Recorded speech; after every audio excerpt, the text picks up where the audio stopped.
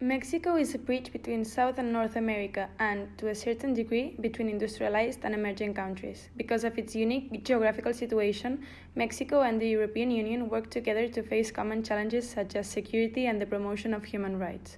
Being the second largest economy in Latin America, it has allowed it to guarantee access to international markets through its network of free trade agreements. Its commercial opening has also benefited millions of Mexicans, not only by creating jobs, but also promoting international products and services.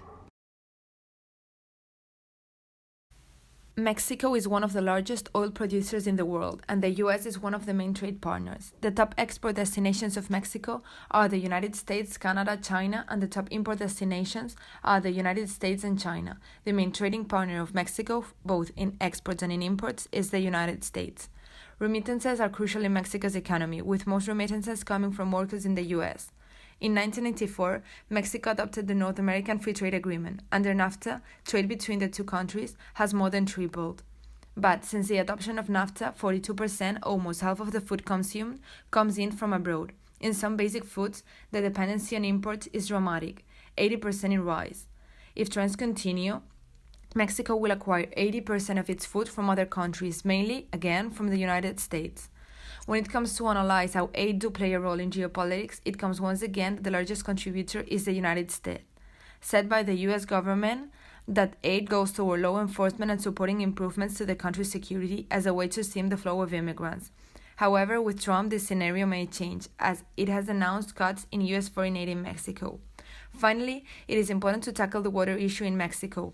More than 10 million Mexicans lack access to safe water, and Mexico City is ranked third on the list of cities facing an extreme water crisis. This opens new concerns in geopolitical terms. Mexico will have to rely on other countries' water supply. In terms of energy and geopolitics, Mexico remains powerful.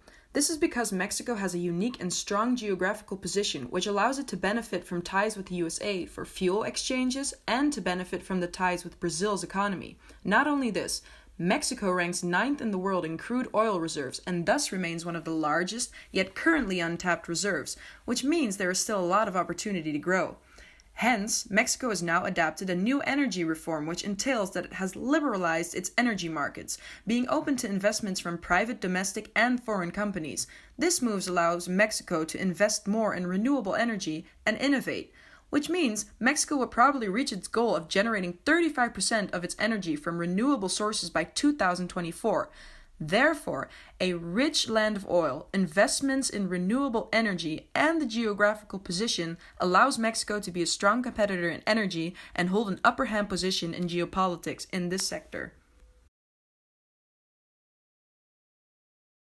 Mexico has a population of almost 200 million people, making it one of the fastest growing countries by population number.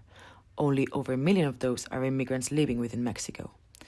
There's over 2 million of Mexicans that have left the country, making it the second country in the world with the largest diaspora, only after India. Most of Mexico's migrants are established in America, 58% of them. The second largest group can be found in Europe, while the lasting percentage are in Asia, Africa, and Oceania. Having the large amount of Mexicans living in foreign countries has made the level of remittances exponentially grow over time. In the map shown, we can see that in the US, which is where most Mexican remittances originate from, almost $2 billion are sent back every year to Mexico, and that is only in the state of California. In the latest years, Mexico has been suffering one of the worst immigration crises ever seen. People from all over Latin America are crossing the country with the hope of making it to the US, only to find out that the border is closed and being stuck within Mexico land. Mexico has, and it still is, having to deal with millions of people crossing through its southern borders under really harsh conditions in search for better chances in the States. It has reached the level of a humanitarian crisis, and by the looks of the growing numbers, it seems like it won't be solved soon. With regards to Mexico's political geography, we'll first analyze the country's boundaries. The only real physical border involved with Mexico is the Rio Grande, which separates Mexico from the United States. It extends for a length of 3,000 kilometers through different states. This Mexico-US border is more famous for the huge number of people passing through this every year. It is estimated that about 300 million people cross this border annually. To the southeast, we can find the Belize-Mexico border and also the Guatemala-Mexico border. Moreover, in this geopolitical analysis, it is important to mention Mexico's alliances. Mexico is on the move since President Enrique Peña Nieto took office in the late 2012 and carried out a program of sweeping reforms aimed at transforming the country.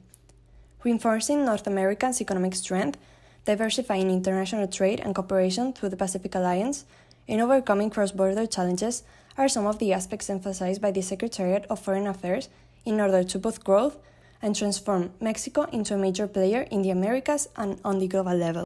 Mexico has some bilateral relations with countries in Africa, the Americas, Asia, Europe, and Oceania. Also, multilateral relations through the UN or the Organization of American States. And finally, some important free trade agreements are the North American Free Trade Agreement and the Free Trade Agreement with the European Free Trade Association. The Mexican military army is integrated by three permanent military institutions, grouped into secretaries of state that are first, National Defense Secretariat, in charge of the Mexican Army and the Mexican Air Force, and second, the Navy Secretariat, in charge of the Mexican Navy. Since the end of the World War II, there are no Mexican troops abroad in military missions. However, compared to other armies in Latin America, the armed forces of Mexico are one of the largest. In fact, according to the Global Firepower 2018, Mexico is ranked in the 32nd place. Currently, in 2018, it has a total military personnel of almost 400,000 people, 478 total aircraft strength assets, 143 total naval assets, and 695 or more fighting vehicles. However, nowadays, the armed forces of Mexico carry out their work mainly within their borders. Nevertheless, they stand out for helping the civilian population in the face of natural disasters and for their permanent combat against narcotics trafficking. This seems to be a never-ending work, which implies permanent campaigns for the location of narcotics plantations and against the narcotics trafficking. Moreover, the smuggling of firearms to Mexico is obtained thanks to the gun shops in the US, and it is passed through the border but also is smuggled from Guatemala. Illegal arms trafficking has made it possible for criminal organizations in Mexico to adopt more violent strategies. The fight between the cartels to win the traffic routes to the US and the armed forces of Mexico has generated an excess of violence in the country. The United States is the main trading partner of Mexico with an average of $320 million worth of aid a year for various programs. The largest chunk of U.S. aid goes towards law enforcement, including helping Mexican authorities capture drug lords, supporting improvements to the Mexican judicial system and security, and helping stem the flow of immigrants from Central and South America. The U.S. cutting off aid to Mexico, it would strengthen the drug cartels, making the U.S. border region a lot more lawless place, and making it easier for undocumented immigrants from Central America to reach the US-Mexico border. Mexico has obtained an international image of a country characterized by corruption, drug trafficking, violence, and inequalities. However, it is important to mention its qualities when it comes to soft power. Mexico was the number 29 out of the 30 countries that are included in the annual soft power survey published by the Institute for Government in 2015. The foreign investment, the boost of the automotive sector, and its key role as an hegemonic actor in Central America has made it globally attractive. Peña Nieto has managed to characterize the country for its possibilities of change with the Pacto for Mexico, and it made a good effort to show the country beyond the shadows of narco-violence and political corruption. When talking of culture, its gastronomy, beaches, and traditions are internationally recognized. Fashion brands such as Pineda Cobalin and buildings designed by architect Enrique Nortent have become global references. It also receives around 3 million tourists every year. Regarding the control of information, the former president of Mexico has spent more money in publicity than any other Mexican presidents, almost $2,000 million in the last 5 years.